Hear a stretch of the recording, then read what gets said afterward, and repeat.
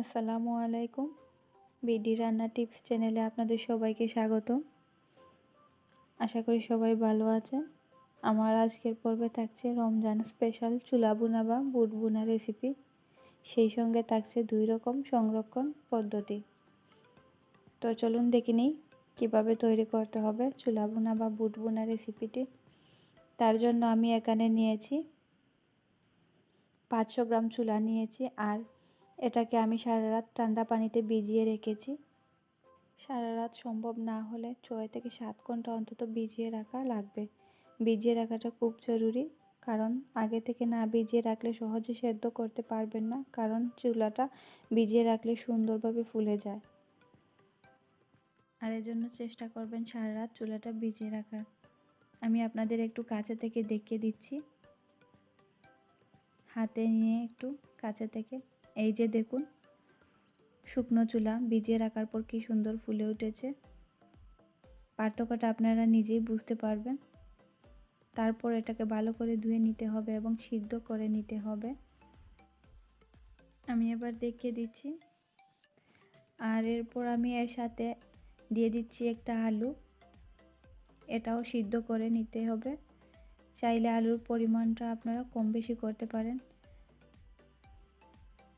আমি এটা কাটিনি, আমি এভাবে আস্তই সিদ্ধ করে নিব। আপনারা চাইলে কেটেও সিদ্ধ করতে পারেন। তো এবার আমি সব চুলাগুলো আমি একটা পাত্রে ঢেলে দিব। আমি একটা পাত্রে ঢেলে দিয়েছি। এবার দিয়ে দিচ্ছি পরিমাণ মতো লবণ।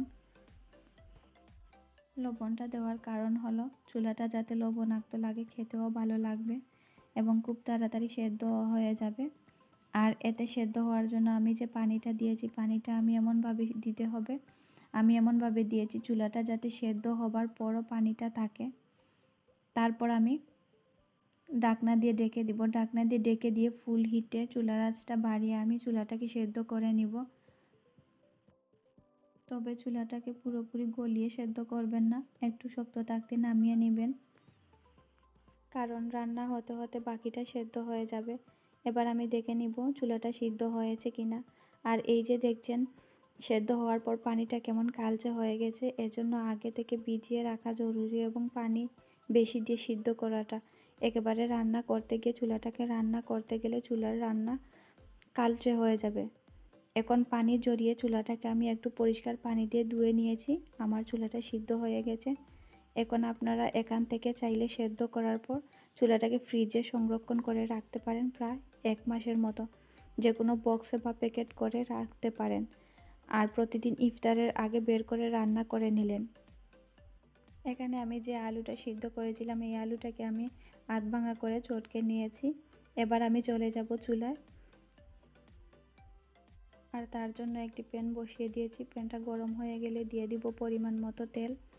আপনারা এখানে পেঁয়াজি বা বেগুন যে আমরা ভাজাভুজি করি, ভাজার পর যে তেল রয়ে যায় সেটা দিয়েও বেজে নিতে পারেন চুলা ভুনাটা। দিয়ে দিলাম মাঝারি সাইজের একটি পেঁয়াজ ছোটো ছোটো করে কেটে। 2 কোয়া রসুন ছোটো করে কেটে দিয়েছি। চাইলে এখানে আপনারা রসুন বাটাও দিতে পারেন। 4-5টি কাঁচামরিচ কেটে দিচ্ছি। হালকা একটু নেড়ে নিব। হালকা একটু নেড়ে নিয়ে আপনারা চাইলে এখানে জিরা বাটা, আদা বাটা এগুলোও দিতে পারেন। এবারে আমি দিয়ে দিলাম চুলাগুলো, দিয়ে আমি আর একটু সময় নেড়ে নিব।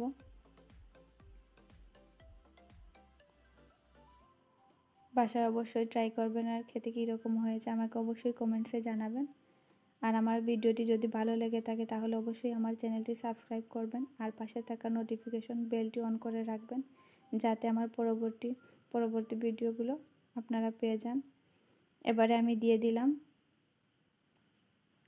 আগে থেকে চটকে রাখা আলুগুলো। এবার দিয়ে দিব আমি আধা চা চামচ লবণ, আধা চা চামচ হলুদ গুঁড়ো। লবণটা কিন্তু আপনারা আপনাদের স্বাদ মতো দিবেন। আমি আধা চা চামচ দিয়েছি।